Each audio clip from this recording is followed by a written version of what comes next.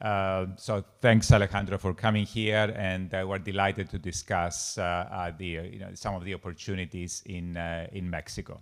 So I guess why Mexico, and of course coming from Houston, which is actually the busiest border with Mexico. And of course you hear a lot of noise, in my opinion, from the different, especially in an election year, about Mexico and illegal immigration, and certainly it's an issue. But what you don't hear very much is that Mexico is our largest trading partner. It's not China. Very soon, next year, we reach 1 trillion in transactions that are actually taking place with Mexico. And of course, in Houston, the Mexico-Texas border is the busiest legal border in the world in terms of people, in terms of goods, and in terms of actual value created. So it's a very powerful trading partner, our number one trading partner.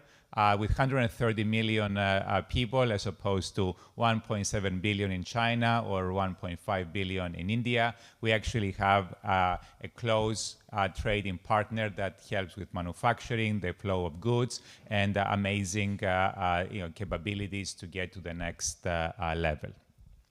So one comment I had about in the title about the challenges, like any economy has challenges, but I like to talk about opportunity. And I think talking about what we can actually do to enhance the economy in Mexico, which, by the way, is the 12th largest economy in the world. This is actually, it's not still considered to be a developing country per se, but still is becoming, in the top 10, very soon to reach that level, both in terms of GDP and in terms of per capita income. So definitely it's an important economic power in the world, so it's something that we should take very seriously. And of course, if the plan is to avoid the issues of immigration, which is not so much from Mexico, it's actually from other parts of South America that go through Mexico into the United States. I mean, the idea is to enhance the economy of these countries. And there's a very good correlation between illegal immigration, negative correlation, and the economy and the well-being of people in their respective countries. I mean, I come from Cyprus. I was born 1 year after a war in Cyprus that divided the island. And the reason that people left the island is because of war, because of hardship. I mean, the first 6 years of my life, I lived in 12 different countries in the Middle East, because my parents could not find work on the island. So they had to immigrate, legally to work. But people don't leave their countries unless they want to escape hardship. So as part of what we hope to achieve here is to see how, starting with Mexico, and of course, as part of this initiative, other countries. I know we discussed Argentina a few months before, but the idea is actually how we find opportunities to overcome these challenges, make their economies better, so we can all benefit from being a great trading partner, helping the economy, and avoiding the issues of illegal immigration. So all these things together, I do hope that this symposium will start providing those solutions to how the Mexico can become an even stronger economic power, similar to another trading partner on the north, like Canada, and to avoid any issues that we're facing in terms of illegal immigration and other aspects here. So I would like to wish everybody, the organizers, and all the panelists and speakers all the best. And I look forward to learning more about the solutions and the opportunities that we can actually make Mexico an even stronger trading partner and an ally in addressing the various issues in South America. Thank you very much, and have a wonderful event today. Thank you. Gracias.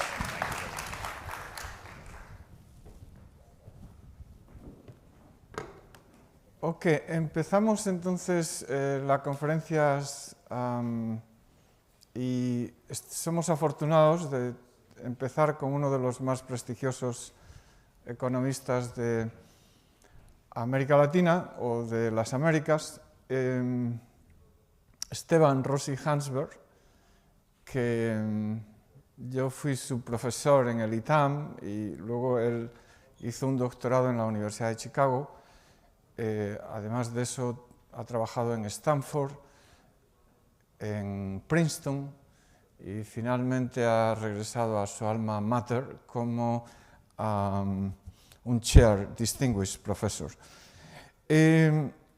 Bueno, he estado comentando con él que realmente trabaja en un tema muy importante, un tema de mucho interés para Miami, que eso es el desarrollo climático y cómo se pueden mitigar sus efectos.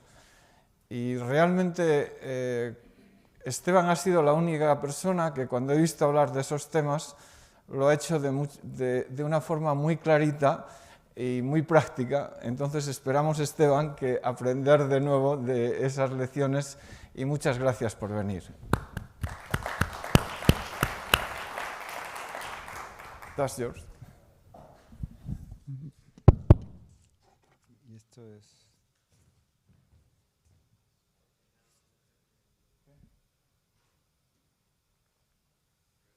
Ok, gracias Manuel por la introducción. Espero que las diapositivas vengan en un momento. Yo soy mexicano, estudié en México, soy economista, pero no soy economista sobre México. Entonces, lo que he hecho es estudiar cuestiones de la distribución de la economía en el espacio y las relaciones entre distintos lugares y cómo distintos tipos de cambios en el ambiente económico afectan esa distribución y afectan las relaciones y el futuro de los distintos lugares en el mundo.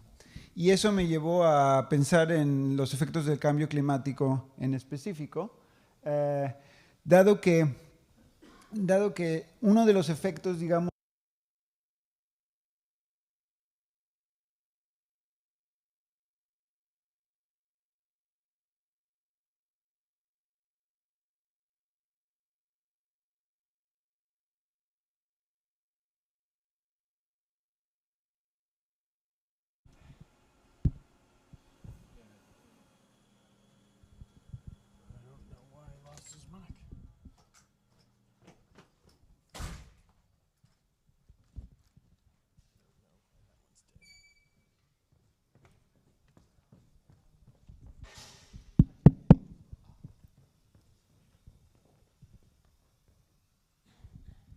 bueno, ok.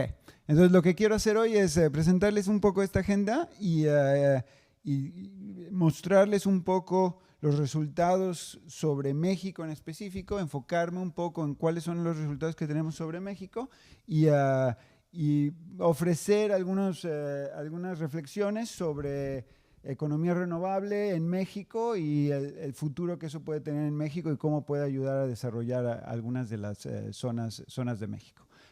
La premisa en lo que voy a decir hoy, o atrás, digamos, de toda esta agenda de investigación, es que el cambio climático está pasando, que va a tener efectos hoy y en el futuro, y que el consenso de política mundial necesario para tratar de evitarlo en el corto o mediano plazo no se ha hecho. Entonces esas instituciones y esa política que necesitaríamos para tratar de evitar el fenómeno simplemente no se ha dado y por lo tanto necesitamos pensar en cómo las economías se van a adaptar al fenómeno. Hay un problema claramente de mitigación que es distinto, pero también hay un problema de adaptación al fenómeno y eso es de lo que vamos a hablar. Ahora, este fenómeno es un fenómeno que es mundial, es global,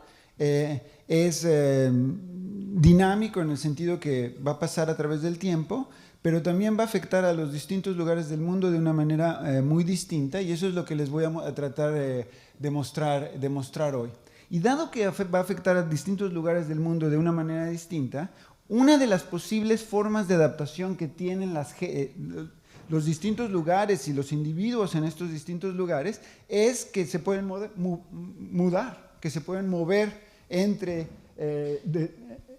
pueden cambiar el lugar donde viven, el lugar donde pasa la producción, el lugar donde hay inversión. Los lugares pueden cambiar su especialización industrial, etc. Entonces, ese tipo de adaptación en el espacio, en la distribución de la actividad económica, va a ser esencial para determinar los costos del cambio climático. ¿Y qué determina qué tan fácil es hacer esa adaptación? Son lo que llamamos las fricciones espaciales, es decir, qué tan costoso es mover la actividad económica en el espacio. Entonces podemos pensar en costos de comercio, podemos pensar en costos de migración, en costos de cambiar inversiones de un lugar a otro, cambiar el lugar donde hacemos estas inversiones de capital y qué tan costoso es hacer esos cambios. Si esos cambios son muy fáciles de hacer, si es muy fácil mudarnos de un lugar a otro, entonces los costos no serán tan grandes porque en la medida que un lugar sea afectado, simplemente nos movemos a un lugar que no ha sido afectado. Ahora, obviamente todos entendemos que eso es un punto académico, que en efecto los costos son grandes y que esos costos van a llevar a que este tipo de fenómeno sea en sí costoso.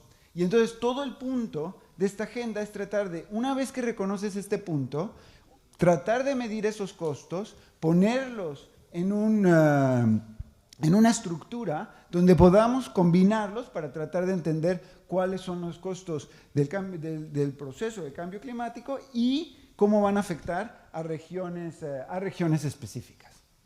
Entonces, eso es lo que hemos estado haciendo. Hemos creado este tipo de modelos, los hemos cuantificado y lo que voy a hacer ahora es mostrarles algunos de los resultados y tratar de guiarlos en por qué, digamos, los distintos lugares están afectados de la manera en la que están afectados. Lo primero es decir, bueno, digamos, hay una serie de predicciones, de proyecciones de qué tan grande va a ser el cambio climático, cuánto va a aumentar la temperatura mundial.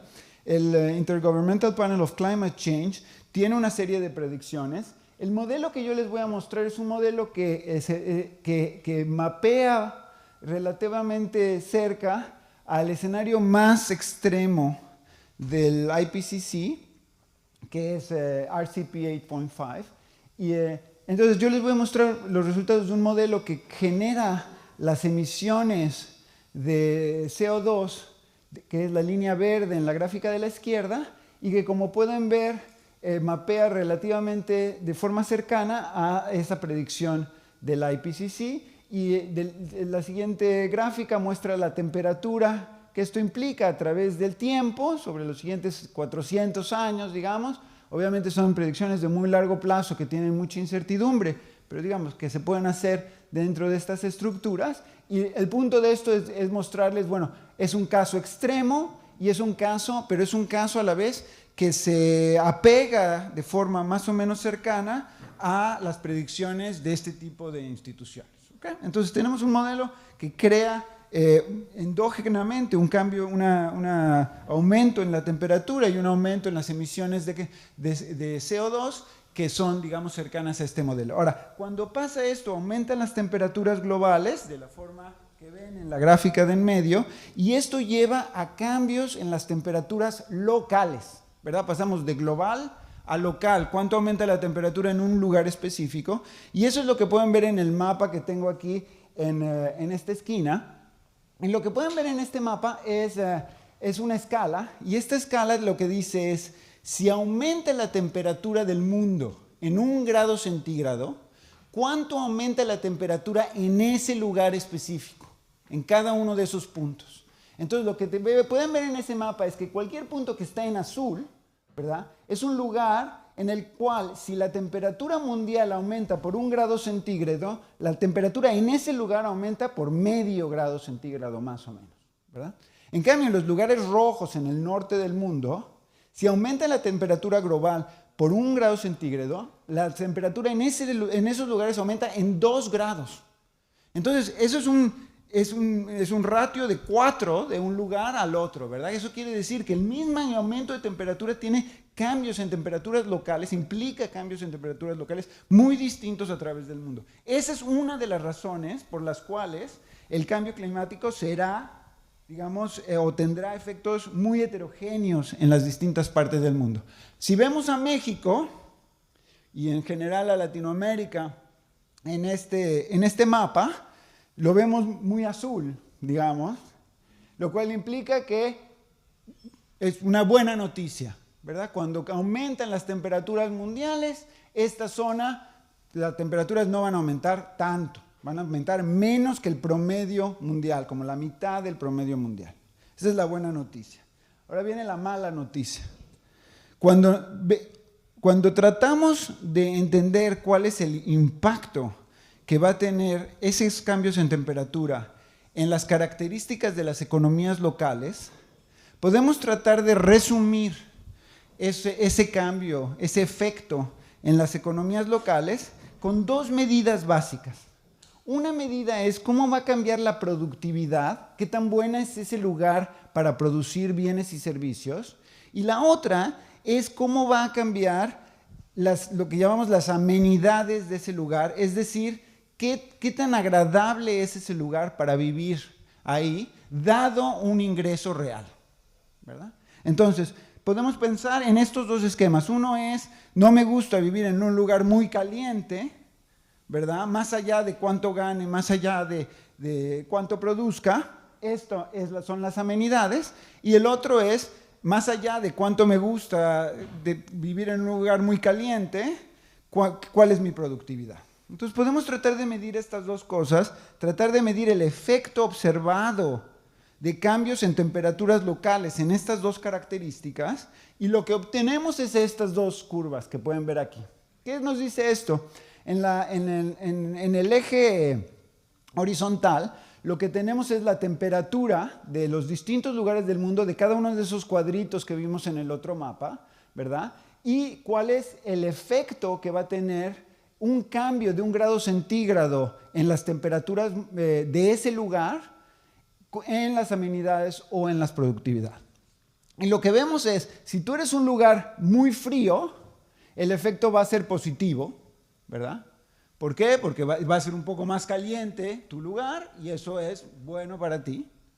Si vives en un lugar muy caliente, que sea más caliente va a ser negativo y eso va a disminuir las amenidades de ese lugar. Y eso es lo que obtienes cuando haces este análisis, que te dice, bueno, hay lugares muy calientes que se van a perjudicar mucho y hay lugares fríos que se van a beneficiar de este cambio, ¿verdad? Entonces tenemos el efecto sobre productividad y sobre amenidades, y el punto es cómo te va a afectar a ti, pues dependerá dónde estás tú en la escala horizontal. México es un país que se va a encontrar en la parte de la escala horizontal en la que vamos a tener una disminución por el cambio climático, tanto en las amenidades como en la productividad. Y entonces, los lugares más calientes, aun cuando el efecto de aumentos en temperaturas globales te afecten poco porque tu temperatura local no aumentó tanto, van a ser muy afectados por el hecho de que ya son relativamente calientes. Entonces, si pongo todo esto junto, combino todo esto en un modelo donde la gente se puede mover, donde hay comercio internacional, donde hay distintos tipos de inversiones, etcétera, les voy a ahorrar toda la maquinaria, digamos, necesaria para hacer esto. Lo que obtienes a final de cuentas es que el valor presente de los cambios que vas a tener por el cambio climático relativo a un mundo contrafactual en el que esto no esté pasando, están representados en este mapa para el caso del ingreso real y para el caso de bienestar. Entonces, ¿qué es lo que podemos ver en este caso? Bueno, vemos que obviamente la parte de África Central, partes de India, partes de Sudamérica van a ser muy afectadas, tanto en bienestar como en ingreso real. Si vemos a México, México está, sobre todo la parte sur de México un poco más, la parte más norte de México menos. Y aquí tengo como un zoom in de México, donde ves hay partes que van a tener una disminución en el valor presente del ingreso real de alrededor de 2%, frente a otras partes de México van a ser alrededor de 5%. Este es el efecto solo a través de estos cambios en amenidades y productividad del que estábamos hablando antes. Podemos sumar a esto cambios que van a venir como resultado del aumento de la subida del nivel del mar y cómo eso va a inundar partes de México. Obviamente ese es un problema grave aquí en la Florida. Este es el mapa que tengo en verde aquí. Pueden ver cómo eso, digamos, es sobre todo problemático en partes del Golfo y es un poquito más puntual en el sentido de qué lugares específicos van a ser afectados. Pero este es el tipo de nivel de costo que obtenemos, y cuando vemos a México un poco en la comparación mundial, lo que tenemos es que, digamos, no será el país más afectado de todos en el sentido de bienestar, pero aún así estos costos son costos reales y relativamente grandes y, digamos, más grandes que el promedio mundial. Esta gráfica muestra estos costos de bienestar ordenados por el ingreso, digamos, el nivel de desarrollo de los distintos lugares en el mundo, el producto real per cápita contra este cambio en el bienestar por el cambio climático.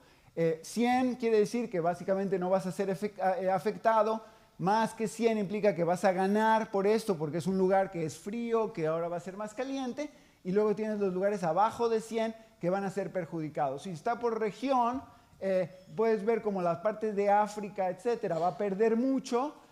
México, de nuevo, está alrededor de 5% en la parte central, con un producto real per cápita promedio en el mundo. Entonces tengo un clicker, está en esta parte, ¿verdad? Ok. ¿Por qué tenemos esta relación positiva entre ingreso per cápita real y el cambio climático? Por la localización geográfica de los países. No es por el hecho mismo de su ingreso real, sino por el hecho de que el ingreso real está correlacionado con la geografía, con la latitud de estos países, y esto crea esta relación que ven aquí.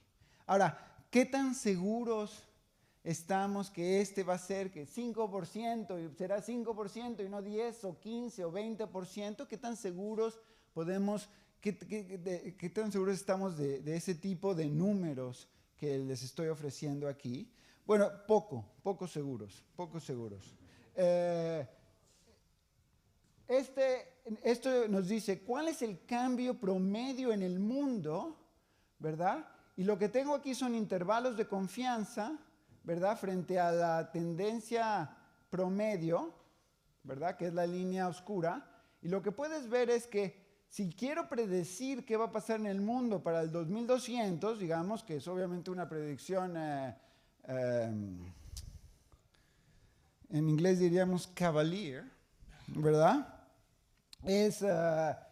¿Cómo se llama? Tenemos muchísima incertidumbre, ¿verdad? No sabemos si incorporamos la incertidumbre paramétrica que tenemos en la estimación de los costos, de las funciones de costo del cambio climático, lo que les enseñé hace un momento, dentro de las predicciones, lo que nos dice esto, estamos muy poco seguros, no sabemos si el efecto total va a ser 0 o va a ser menos 20%. Esto es un intervalo enorme, obviamente, el promedio es alrededor de 10, y este es qué tan inseguros estamos. Entonces, en el nivel, muy inseguros, muy inseguros.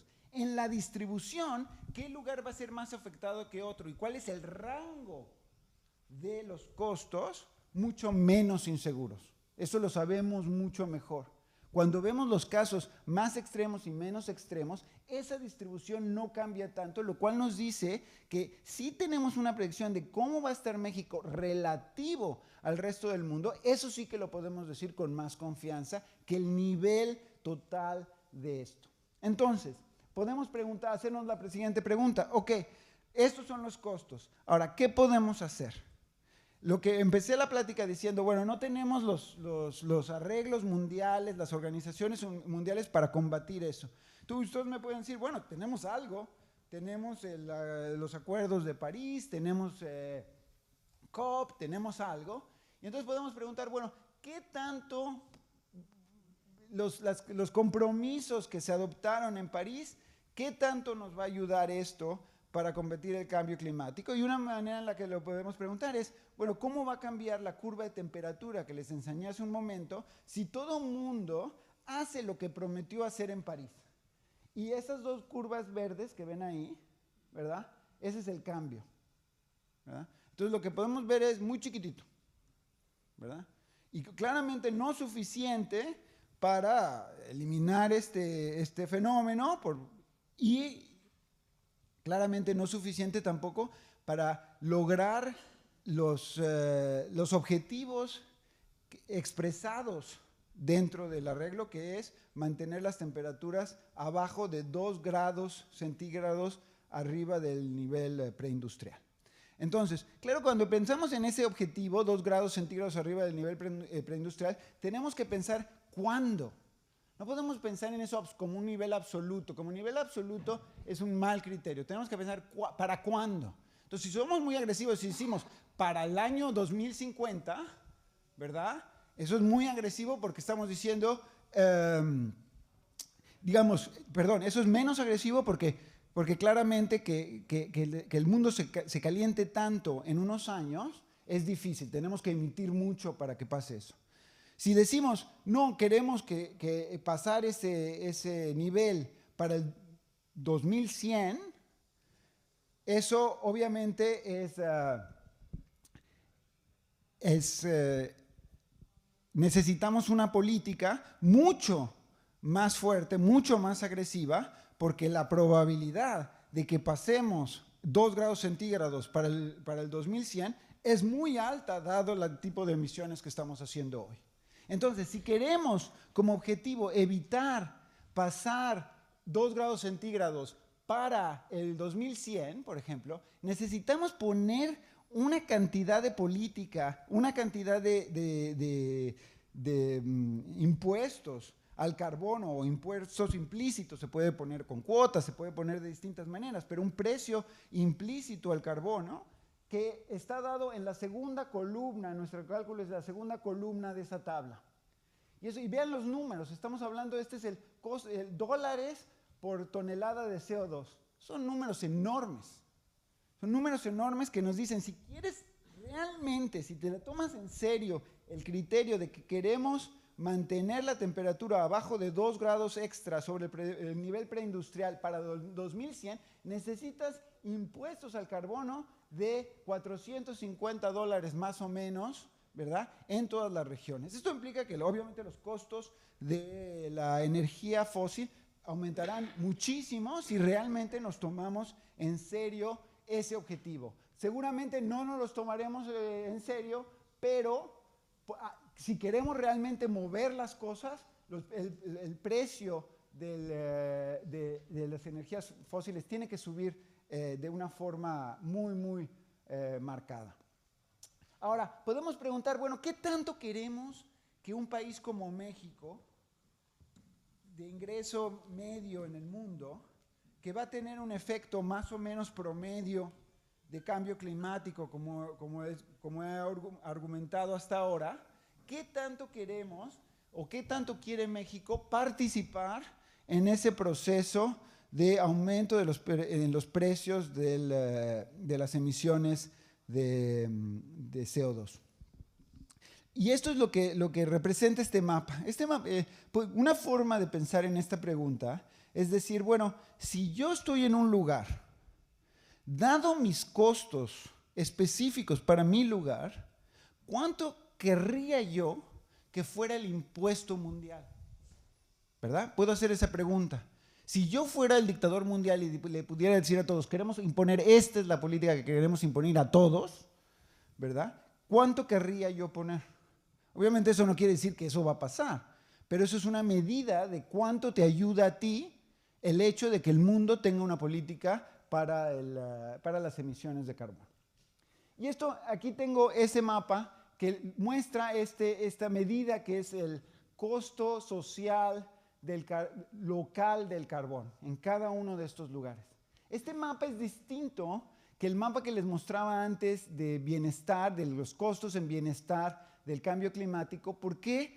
Porque está puesto en dólares, que es la medida que se utiliza normalmente cuando pensamos en el costo social de las emisiones de CO2, y para convertirlo de medidas de bienestar a medidas en dólares, digamos, de medidas de consumo, ¿qué es lo que tenemos que hacer? Tenemos que dividir ese bienestar por la utilidad marginal.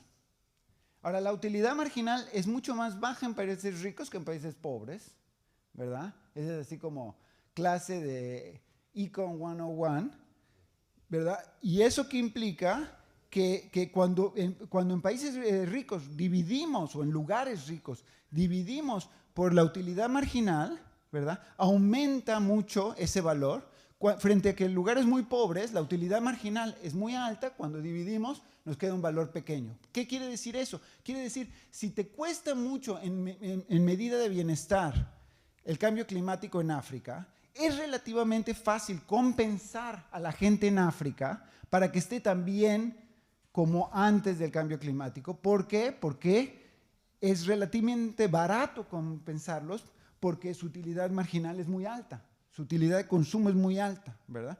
Frente a compensar un costo en bienestar para un país muy rico, ¿verdad? Es muy, muy caro, ¿verdad? ¿Por qué? Porque la utilidad marginal es muy baja. Entonces, cuando divides por eso, te queda este mapa. Y este mapa podemos ver que es muy distinto al mapa de bienestar que les di. En específico, cuando ves Estados Unidos o Europa, ahora aparecen muy rojos. Quiere decir, son los lugares del mundo que más están dispuestos a pagar. Australia también. ¿Qué es lo que está pasando? Que son lugares ricos, ¿verdad? Que van a ser afectados, no van a ser afectados muchísimo, pero como son ricos, el costo para ellos es muy caro, ¿verdad?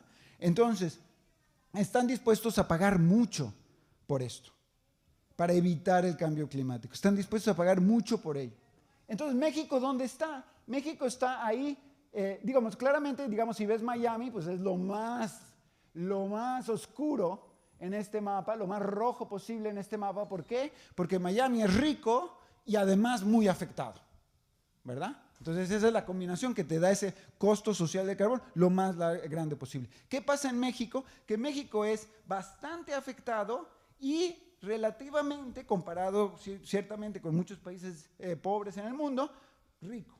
No riquísimo, claramente, es ingreso intermedio, pero esa combinación entre bastante afectado y no tan pobre implica que la voluntad para pagar por aumentar el costo de las emisiones de CO2 es relativamente alta en México, lo cual nos dice México debería querer participar en la disminución de las emisiones de carbono a nivel mundial, porque a México eso le ayuda, está dispuesto a pagar más en general que el promedio del mundo, exactamente por esta combinación de la que estamos hablando. El nivel de esto, de nuevo, depende de una serie de cosas, específicamente depende del nivel de descuento intertemporal que imponemos. ¿Por qué? Porque muchos de los costos van a pasar en el futuro. Entonces, ¿qué tanto es el nivel total de ese valor presente? Depende de cómo descontamos el futuro. Entonces, no se fijen tanto en el nivel. Lo que es más importante es la distribución entre lugares, y en esa distribución hay muchos lugares en Latinoamérica que están justamente en esa combinación, donde son bastante afectados y relativamente, comparado por lo menos a lugares, por ejemplo en África, ingresos mucho más altos. Por lo tanto, África, donde sabemos que los costos van a ser muy grandes, está dispuesto a pagar muy poco porque se haga la política de cambio climático. ¿Okay? Ahora, entonces México va a estar dispuesto a pagar mucho o relativamente mucho frente a otros países. Ahora, aún así será difícil evitar el cambio climático. Uno de los ajustes importantes que va a pasar que va a venir como resultado del cambio climático es migración.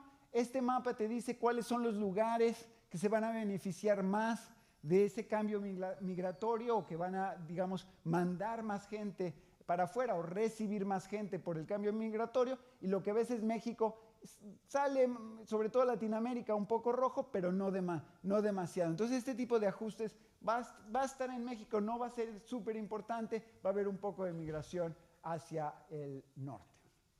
La última parte, lo último que quiero hablar es decir, ok, esto está pasando, va a haber algunos tipos de ajustes, México está en este intermedio, y seguramente va a haber un cambio en los costos de las energías fósiles a través del tiempo. Y entonces la última discusión que quiero tener con ustedes, y después quizá abrir a preguntas o comentarios, es qué tanto México se puede beneficiar de energía renovable y de, digamos, de utilizar la capacidad de energías renovables para desarrollar partes del país. Entonces, para eso esto es mucho más especulativo de lo que les enseñé hace un momento, es algo en lo que estamos trabajando ahora.